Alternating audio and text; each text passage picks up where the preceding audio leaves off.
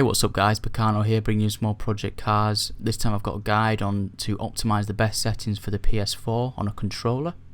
Obviously on-screen settings now, traction off, stability off, ABS on I should say, for the settings, and obviously the testing gameplay for it. So these are the settings that most people have seen on forums use, asking for opinions, and these are close to the settings that default when you get the game out of the box as well. And what I'm going to do is I'm going to do two clips, one showing the settings now that I've just shown, which I put on screen, which are personally the wrong settings, as you'll be able to see in this gameplay. And the next clip I'll be showing you what I personally think are the perfect settings for this game, and the perfect settings for you guys to get the best out of the game and to obviously make you quicker and more comfortable driver as well. So as you can see, sensitivity is on a high volume, throttle is on a high volume, and even in terms of the Deadzone is quite high as well. And what I've tried to do is I've tried to make the car oversteer, and I'm pushing the car to its limits around these corners, just so I can demonstrate, you know, the sensitivity and why it's too high when you are taking corners and coming out of corners. So you can see here I oversteered. I'm trying to get it back in line, but I'm moving left and right constantly, and that's not good. I do a 360 here, which is quite cool, and no scope the guy as well on the exit. But it's just not a quick way of obviously getting around a track, and this game is all about those milliseconds. You know, it's a racing sim, and you've got to get everything perfect in terms of your steering and your throttle to obviously win in this game.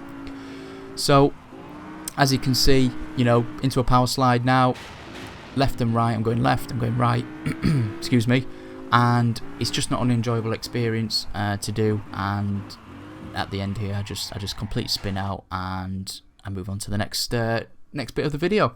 So these are the settings that I personally think are perfect. As you can see, steering's on 5, throttle is on 10, and they're just a really low setting, and I put them on screen at the top as well.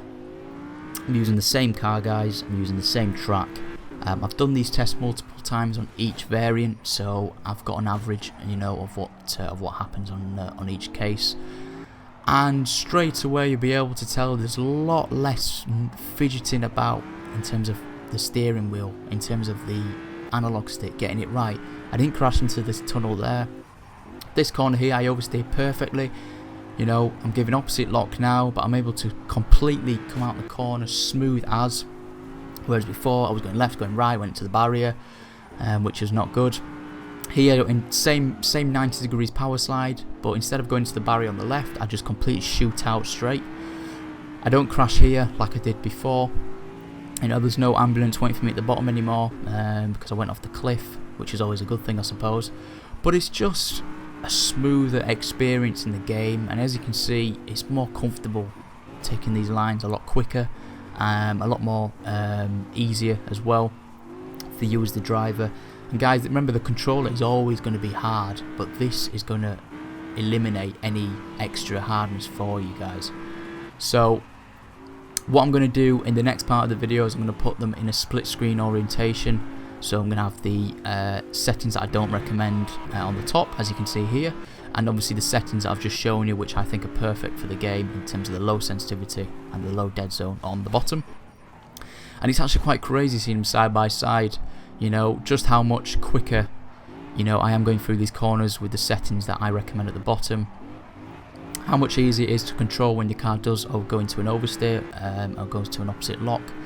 And just like now, you know, correcting an oversteer on the top settings with the high sensitivity, I'm constantly going left, constantly going right, and it's just not good. You know, you're going to cause accidents on a track. Obviously, if there's 16 cars around you, it's just not good. It's not good for qualifying in this game as well, and it's just not the most comfortable experience. So what I want you guys to do is I want you guys to try out these settings.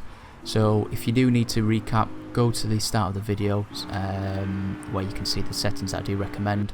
Put them on a low sensitivity in terms of steering and the throttle. Put the dead zone on a low percentage as well, and try it out for yourself. Try the same cars you've been using, same tracks, but on this recommended setting. Let me know what you guys think at the bottom in the comments.